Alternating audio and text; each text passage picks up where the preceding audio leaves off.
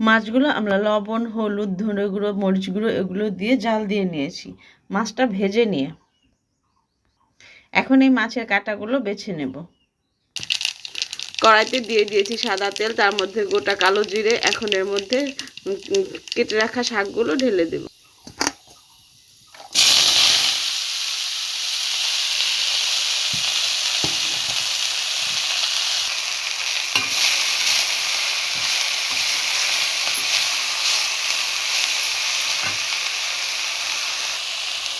এর মধ্যে এখন দিয়ে দেবো আমরা স্বাদ মতো লবণ,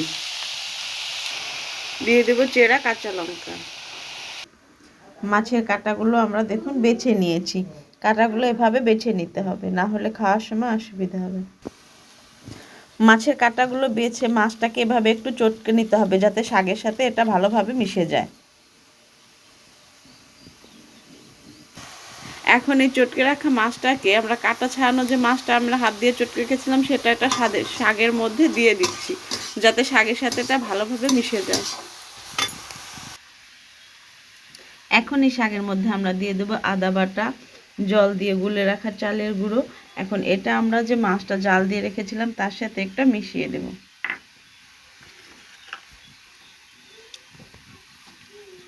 এখন এটা দিয়ে দেব শাকের মধ্যে। এখন একসাথে মিশ্রণ করে রাখা গোলাটি দিয়ে দেব শাকের। হয়ে গিয়েছে আমাদের মটর শাক দিয়ে শোল মাছের ঘন্ট। রেসিপিটা কেমন লাগলো জানাবেন।